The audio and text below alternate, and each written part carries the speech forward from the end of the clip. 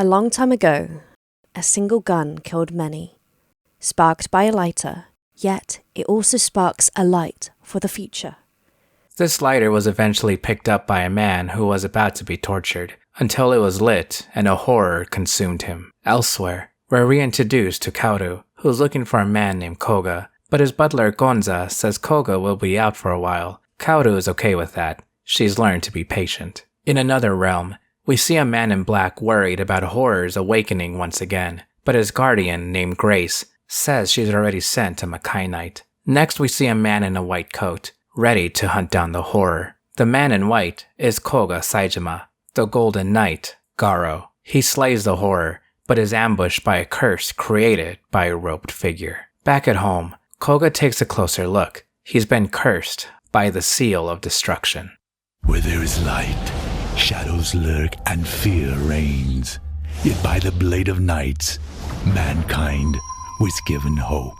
Welcome to Garo's Season 2, known as Garo Makai Senki. It's highly recommended you first know a bit about the series, as Season 2 dives right in with little introduction. Though I will try to explain what I can as we go along. As mentioned, Koga is our hero whose duty is to take down horrors, monsters from the Makai realm that feast on humans. He's aided by his Madao ring, Zaruba, and Koga's love interest, Kaoru, who tags along as our secondary viewpoint, and that's about the gist of it for now. Much like before, Garo is a bit episodic with only a couple overarching stories, one being the mystery behind the cursed mark created by the robed man. Since the groundwork was laid out by the previous season and video, which is linked in the description, this video will be more straightforward, as I'll be going through the story of Makai Senki, as well as some of my favorite episodes. Now let's get into Garo Makai Senki. Episode 2, Streetlight. Koga enters the Senate to talk to Grace, when we're properly introduced to Makai priest Leo. He's quite the skilled inventor, even making a new device that can combat horrors, and he'll be Koga's appointed right-hand man. Moving into our A-plot, people have been disappearing through street lamps, so Koga's sent to find the horror responsible. Garo shines the most when it dives deep into its horror roots. Most of the show is at night, and its imagery continues to be grotesque. This episode amplifies fear that we can only imagine. Fear such as being kidnapped, and being subjected to torture. As the horror says, people can be drawn like moths to a flame, finding the irony of light in the darkness and being used for evil. Luckily, Garo is the hero that will defend us.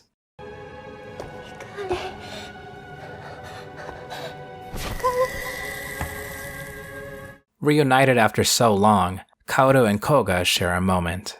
Episode 3, Wheel. This episode gives us character insight into Makai priest Leo. He seems upstanding, wanting to do right by people, and he's basically a prodigy to the Makai order, even being called the next priest Amon, who was a well-known and powerful priest brought up in the first season. However, Leo isn't perfect, as his invention goes haywire, so he and Koga have to take it down with some masked bike riding action. It might be off-putting to some to have a brand new character and expect us to care about him right off the bat, especially with how much we've grown with the original cast. But this episode does a great job showing why Leo is worthy of standing alongside Koga. For one, having an imperfection despite being a prodigy is already a great start to Leo. Plus we see how smart Leo can be, as he's the one to basically solve the problem he started. Koga is just here to make sure the horror doesn't kill people. Add some great action, and you get a cool episode. At the end, we see another familiar face, Rei, who's basically Koga's rival from Season 1. Though Rei isn't here to catch up, he too has a seal of destruction. Episode 6, Letter. One of my favorite things about Garo is how it's not afraid to take chances. It's different, and continues to go down a path you wouldn't expect from tokusatsu in general. Episode 3 is the end of all the basic groundwork needed for the story, and much like Season 1, the rest of the first half is a bit episodic, and again like before, each episode is very good. Even if I skip talking about something, everything is worth watching. That said, here's an episode that does something like Season 1, where Koga is not a part of it, neither is Kaoru. Rather, they're only here for a couple of minutes. Instead, we focus on this old couple, having dinner with their son, who says their food is bad. Sometime later, some people are attracted to a tree outside the couple's home. One by one, people start disappearing, and once they're gone, the sun appears for the night. Until Rei stops by and learns that a horror is involved with this incident. Oh no, the couple wasn't possessed. They killed people on their own to feed the tree. When Rei begins to take down the horror tree, the couple cry knowing they will no longer see their son again. With one last dinner together, the couple remember back to when their son went to be a photographer during a war, then was unfortunately shot. Again, our main heroes aren't the main focus. They're barely here, and the final fight goes by quick, but the rest of the story is so beautiful. I can't help but to continue to love Garo for being different. Episode 7, Flash. Koga is given a mission to escort a Makai priest who's receiving a special package. However, during the rendezvous point, the mysterious robed man who cursed Koga appears. The two fight, and we learn the man is named Sigma, who can transform into Jaaku, the Dark Knight. This episode showcases how incredible and ambitious Garo is. What was originally the final fight to Season 1 is now a regular battle in Episode 7. As I said before, these kinds of ambitious effects are admirable, even if it doesn't hit quite the same the second time. However, the fight between Sigma and Koga starts in a tower, then they fight in the air as they fall on beams. My god, it's amazing. Episode 10, Secret.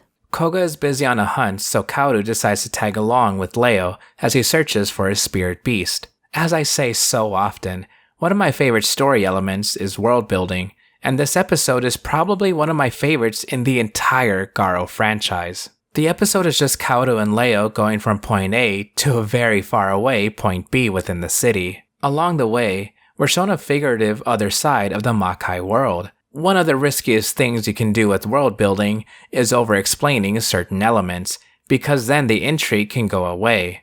Garo Season 1 had so much intrigue, I'd say a bit too much, since some things were kinda just said without any meaning. And I was afraid Makai Senki would do a lot more of that, and it does, in a fantastic way. As I said, Episode 10 is literally just two characters walking to another part of the city. They do share some great moments in between and during their adventure, but let me get to the details. Leo starts with Kaoru drinking a vial of, I don't know, but with it she can see Makai elements. She sees all these rainbow auras of something. Their first stop is near a bridge, where darkness from the Makai realm lies in wait, but it doesn't affect this old lady. Then the two have to sneak past this giant horror. They have to take exact steps to move forward around each other, and my favorite part? They sit down and watch a parade of not even Leo knows. And that's the beauty of it. We get a short montage of Kaoru and Leo going through more events. And the best part, there is no dialogue or sound effects. It's all just music and visuals. It's so interesting, so otherworldly. I want to know more about this world, but at the same time, I just want to experience it without being told what I'm looking at. Garo is a show made for adults. It has horrific elements, but it also has truly beautiful ones. Episode 11, Roar. In the cold open, we learn that the robed man and his assistant are looking to revive a creature named Ganon. Meanwhile, in the main plot, Koga and friends are out for a picnic when Kaoru notices a tower in the distance. We're told that's where the title of Garo gets passed down, as well as be laid to rest. Koga is here to pay his respects. After that, he and Kaoru talk about each other, Koga even asking to tell him more about herself. Nanda. Then time stops, and Koga has to face a horror. Aside from the nice moments, I mainly wanted to showcase how gorgeous and well made the visuals still are. Anything that has to do with the Makai realm is shown with this dark watercolor style. This was done in the first season, but now we're watching it in HD 16:9, and you can see the detail in each stroke, but not just that, you can see how strange this looks when made as backdrops meant for real people. Sometimes it doesn't really look good, but it doesn't have to. One of my favorite quotes is, "Effects don't always have to look good, it just has to be interesting." Thankfully, most of the time, it does look good and interesting. And of course, we also get one of the coolest helmetless scenes. Episode 13, Holy Water. While training, Zaruba begins to burn up out of nowhere. Koga calls upon his old friend Jabi for some advice. She has to take Zaraba to refill his sensui. This is another episode that puts Koga and his friends aside as we watch Jabi's journey. I think that's one reason why I enjoy this season so much, because we already know our main cast, we still have episodes with them, but we're also allowed more time to expand one-off characters and fan favorites. Before this, Rei had an episode entirely to himself where Koga makes no appearance at all. And here we only see him for the setup while we get Jabi just being this amazing character doing a favor for her friend, along with a great action scene. I will admit that focusing on Koga's friend so much can be a detriment, but I will be saving that later on. Anyway, great overall episode, and I just love Jabi in general. Going back to serialized storytelling with episode 14, Reunion. We see a Makai knight attack another. Grace says the knight who cut him down was Shijima Wataru, also known as Baran, the Thunder Knight.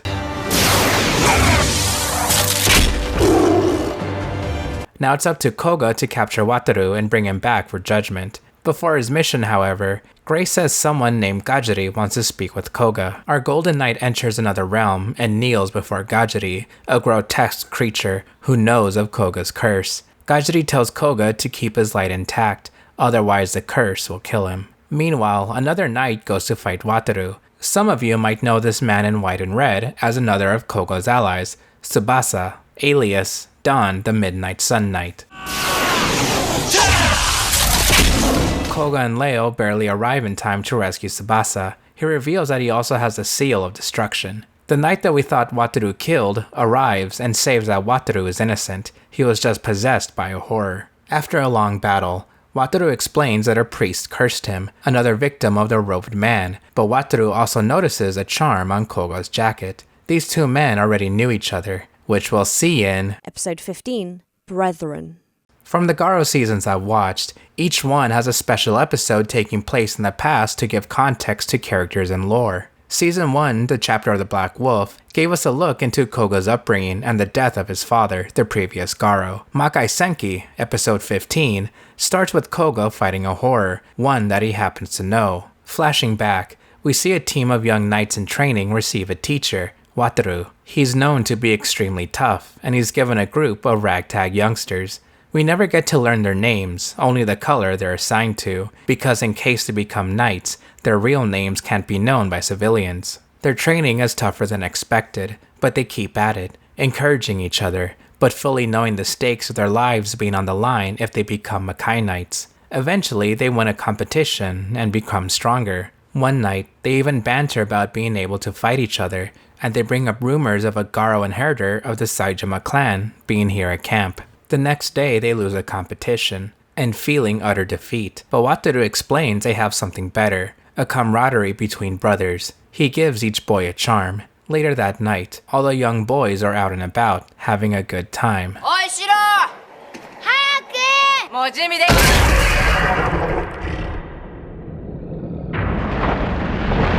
Boku wa makai kishi ni naru nda!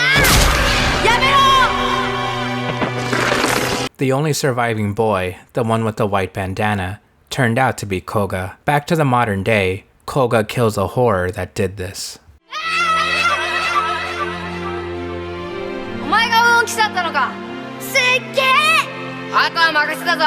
Episode 16, Mask. Rei is out fighting a horror alongside a Makai Knight, which the Senate says they're allowed to do now due to desperate times. But the knight is killed, and Rei's curse gets worse. He and Koga are feeling the same sensation, so they investigate. Meanwhile, Leo tells Kaoru that he has to go away for a while, suspiciously without telling Koga. Rei and Koga's investigation leads him to Jaaku, explaining he's been hunting down Makai Knights with the help of some Makai tech. That's similar to what Leo has been working on. During a fight, Koga stabs Jaaku's mask, revealing his face. That being Leo? Red Brush. Reintroduces us to Reka. She's a Makai priest from the Red Requiem movie, another of Koga's allies. Otherwise, this episode isn't really too important. I'm not personally a fan of Reka in the first place. She's a bit rough and not too friendly, even towards Koga. Kaoru does learn of Koga's seal towards the end, and feels a bit hurt that Koga didn't tell her, but she understands and accepts that this is just how he is. Episode 18, Heard.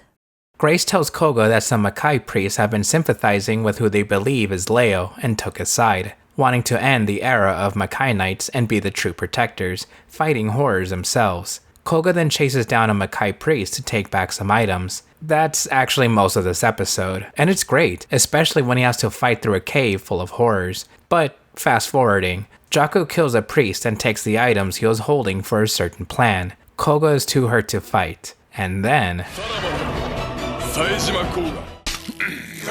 Leo seemingly stops Leo, but that's not all.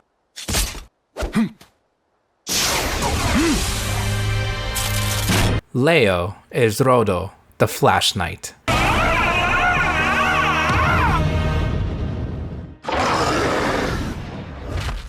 Now that we're reaching the endgame, let's take a pause here so I can bring up something I know you're all wondering. Yes, there are quite a lot of Toka alumni that you most likely noticed. The person possessed by a horror in episode 1 also played Senin in Kamen Rider Ghost. There's also an adult cameo in episode 1, but I won't go further than that. Kohei Murakami makes a big appearance in episode 4. It's actually one of my favorite episodes because it's one of those simple premises with Koga playing a card game for his life, made even better when Murakami does his iconic sinister smile. Tsubasa played Saga and Rei from Kamen Rider Kiva. Also from Kiva is Wataru's actor, who plays Jiro and Zanki from Hibiki.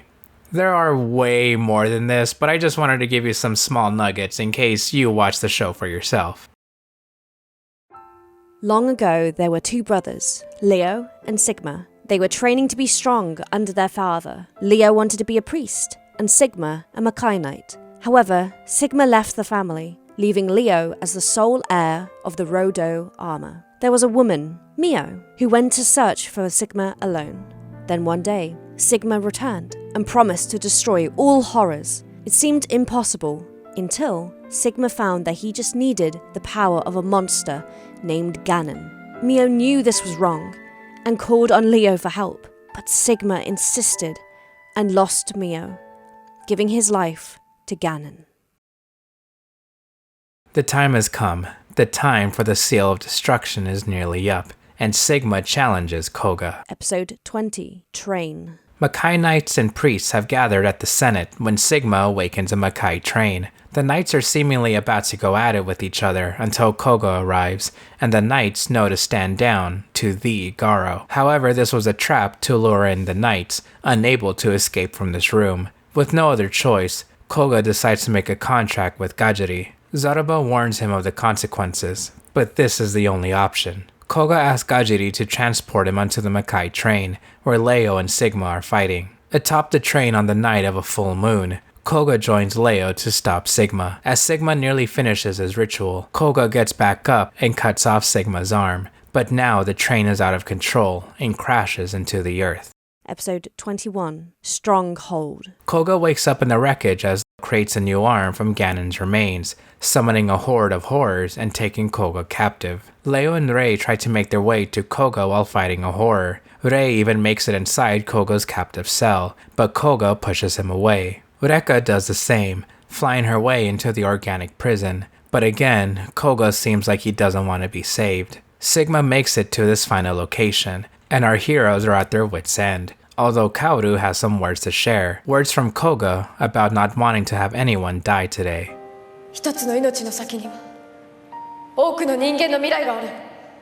Episode 22, Sworn Friend. Rei and friends make it to the quarry where Sigma has Ganon in a core. Our two knights stay back to fight Leo's minions, while the priestesses and Kaoru run into the core. Kaoru finds Koga within a patch of light. She then encourages Koga to fight again, reminding him of the hero she looked up to from her childhood book.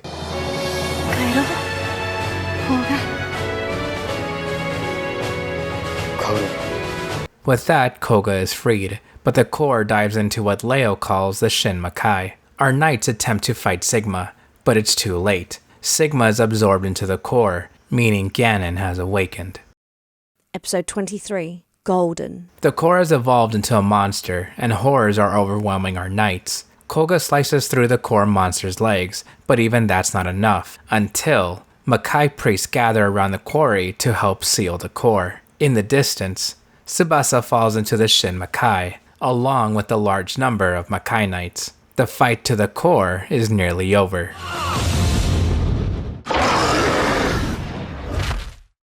Episode 24, Era. With the combined power of the Makai priests, Makai knights, and Kaoru's paintbrush, Ganon is defeated, and Leo has a vision of Mio. After the long battle, Koga meets with Gajiri to find out the deal made for his contract. Gajiri tells Koga to travel to the Promised Land and find one of his body parts. Koga tells Leo of this mission and is ready to tell Kaoru, but an unexpected guest arrives. Sigma is here for one last fight. Now this is the final fight I was expecting. A mix of practical effects as Sigma and Koga fight in a moving house, combined with great effects when the debris falls, just like their battle from episode 7. Sigma scoffs at Koga for not being able to kill a human like he would a horror, but Koga slashes through him, getting red stains on his white coat. Koga holds on to Kaoru, taking her inside Garo, and tells her his mission is to travel to the Promised Land. He promises to return, and the two share a kiss goodbye.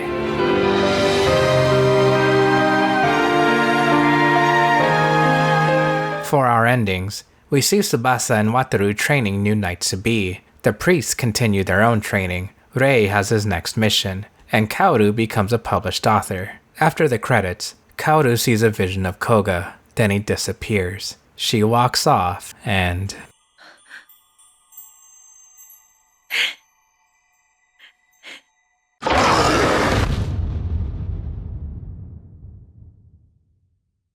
There are 2 more pieces of content left to cover, but before that, here's a review portion. If you want to skip this part, then head to the timestamp on screen or click the chapter on the timeline. I've stated a lot that Garo Season 1 is one of my favorite tokusatsu shows ever, so in my eyes at least, it would be really hard to follow up something so tightly written, filled with amazing stories and characters. How does Makai Senki do? Well, I have a couple of major issues. The first issue might not seem so bad at first, but of course that depends on the viewer. Our main couple are sidelined for a while. Season 1's main focus was the growing relationship between Koga and Kaoru. Now that we know they're together, it almost feels like they don't have much to do. Sure, here our main story arc is about the Seal of Destruction and taking down Sigma, but it's more than just Koga's story. I did point out that other characters get their own solo episodes, and I did enjoy them overall, to the detriment of Koga. I'm reluctant against this being a breaking point for the season, since, well, Koga already had his story. He had his growth, we know his background, we know Koga is a great character. What more can he really do? Although the even bigger problem with this is that Kaoru has nothing to do. Like, poor Kaoru, she just sat back for most of the show. There were a couple of episodes where her only scenes are to look wistfully out the window worrying about Koga. I feel that, unlike Koga, Kaoru had room to grow and tell stories with. Near the end of the show, she starts to think that maybe she has powers similar to a Makai priest. Now, that could mean anything. It could be figurative in the way she wants to help Koga. Maybe she wanted to actually become a priest. I don't know. It was too late in the show to really explore that. She did toy with the idea in episode 10 when she went on that mini journey with Leo, but nothing that stuck for the rest of the season. See, I've been going back and forth with this. I love the focus on other characters, but not at the sacrifice of the characters I already enjoy and want to see more of. Although, that's just me, because other viewers might enjoy that aspect way more than I do.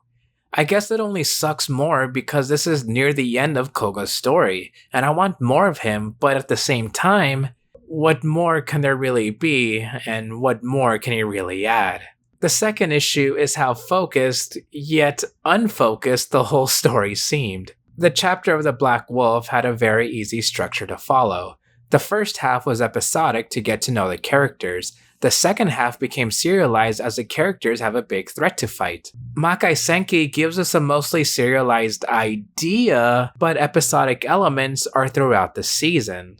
I'd even say it's not until episode 18 of Makai Senki where we get our serialized arc instead of story episodes sprinkled here and there. I'm not saying all of this is a bad thing. In fact, I don't mind episodic shows, in case the hour-long Sentai videos didn't indicate that. But I would rather have, let's say, organization. It just seems weird to me when we have an episode of Koga fighting Sigma for the first time, followed by an episodic one where an old actor wants the limelight.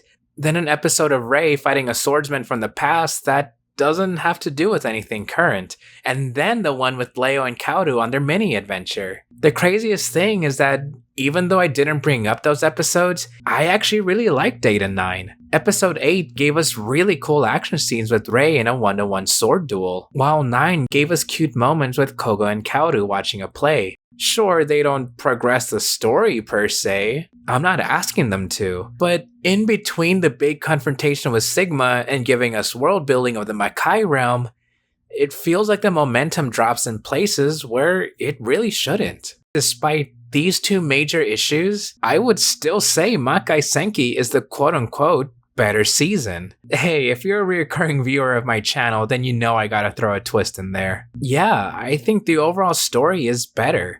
The characters not named Koga or Kaoru are amazing, especially Leo. The individual episodic stories may not be as impactful to the overall plot, but man, do they still hit really hard. And yet, I still prefer Chapter of the Black Wolf. It might be nostalgia or even stubbornness, but I think I just prefer the storytelling of the original. Maybe if Makai Senki had an episodic first half and serialized second, then I would like it way more than season 1. Although, I can't help but to constantly go back to the original every October to watch my favorite episodes. Makai Senki is great in its own right. It's more Garo. I could never complain about that. Speaking of more Garo, just like before, we got some extra content, such as Koga's adventure through the Promised Land. Oh yeah, that wasn't just some line to explain why Koga is gone. That was a tease to the next project. Garo, Lament of the Dark Dragon. Koga is teleported to the Promised Land by Gajiri, who is in search of his body part, the Fang of Lament. However, when Koga arrives on the land, he loses his coat, Zaruba, and sword. Now he has to find his possessions and the Fang of Lament, while stopping a sorceress from taking over. This movie acts as an epilogue to Makai Senki, though I'll say now, Lament of the Dark Dragon is one of my favorite tokusatsu movies ever. Wow, really? A Garo project is one of my favorite toku things ever? I know, it probably isn't a surprise at this point, but anyway. This may be a quote-unquote epilogue, but I also think it's a way to make up for the lack of Koga and Makai Senki, since Tsubasa, Leo, and Rei do appear, though only for like a minute total. The rest of the hour-and-a-half long movie is Koga journeying through the Promised Land, and my god, this film is beautiful. Obvious green screen is obvious, to an extent. This is probably some of the best green screen in tokusatsu. A lot just looks so real, and if something doesn't look real, it's interesting. It's weird, it's grotesque, it's beautiful. I say that for basically anything Garo related now, though if I had to rank visuals, I'd say this is number 1 so far, with the Red Requiem and Kiba Gaiden movies behind it. So, along Koga's journey, he comes across new allies, a blue woman, and a living scarecrow, played by that guy from Makai Senki episode 8? Yeah, you've probably noticed by now, he's played by Takatora from Gaim.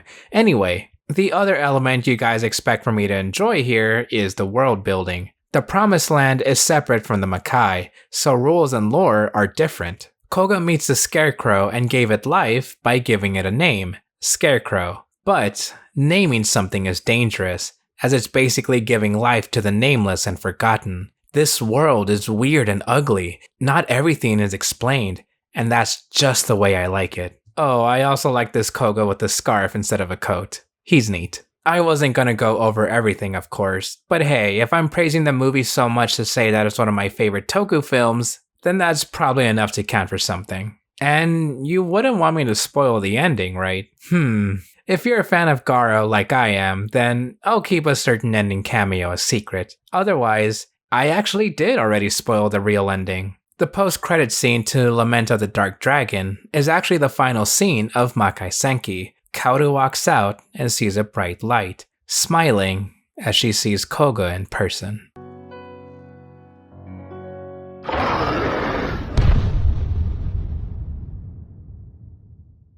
ジャビとレッカのスピンオフだよ。僕まだスピンオフになってないのに。 Following Makai Senki's ending, parallel to Koga's journey through the Promised Land, Jabi trains Rekka to be a stronger Makai priestess, where we learn about the Tougen Flute that can seal away a new evil named Higari. This is our second Gaiden movie, this time following the Makai priests. As I've brought up so many times now, I love the episode in Makai Senki when they followed other characters, when the episodes were 20 minutes long, but this is an hour-long movie. Don't get me wrong, I'm glad the priests got their own film, but I thought it was kind of boring. Mostly because I think this feels like a very stretched out episode. At least when these two got their individual episodes, they went on adventures and we got to learn more about what they have to go through daily being in this world of Makai Knights and horrors. Here, it seems like they stay in one place the entire time without much to do. They learn about the Tougen Flute and come across two evil witches. And I guess that's it? There were some neat callbacks to the Red Requiem movie, like Rekka's dad having a cameo. He plays the newspaper chief in Ryuki, by the way. I kinda wasn't even impressed by the action this time, and it's not because I'm used to Garo, cause I still found Lament of the Dark Dragon's action to be fantastic. I don't know, like I said, this could have been a 20-minute episode and would have worked just fine. The subtext here is cool too. So the day is saved, and Rekka and Jabi continue their training together.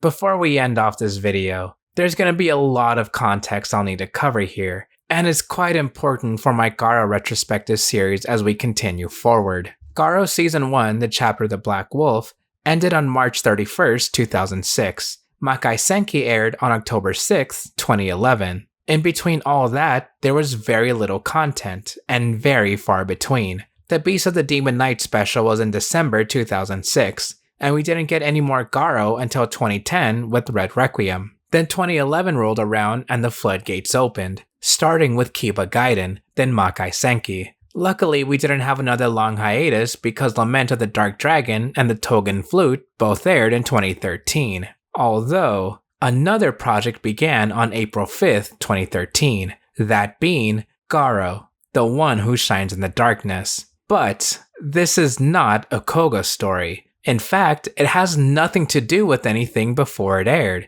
This was a whole new universe. Timeline. It's complicated. Despite that, content from the Koga universe was still coming out side by side with this brand new Garo project. That might make things a little complicated for this retrospective series, but I've decided to continue in a certain way. I'll cover everything that has to do with the Koga universe first, before moving on to the other universe. And actually, there isn't too much of Koga left, because, as with life, we have to move forward. Koga and Kaoru have a son, who dreams of becoming Garo, just like his father. Kaoru tells him the story of an old Garo and a monster, played by Hiroshi Tanahashi and Togi Makabe respectively, famous Japanese wrestlers. This story encourages the boy to become a Makai Knight, although we'll have to save Raiga's story for the future. With all that being said, join me next time as we step away from Koga for a bit to start a new adventure with Rei in Zero, Black Blood and Dragon Blood.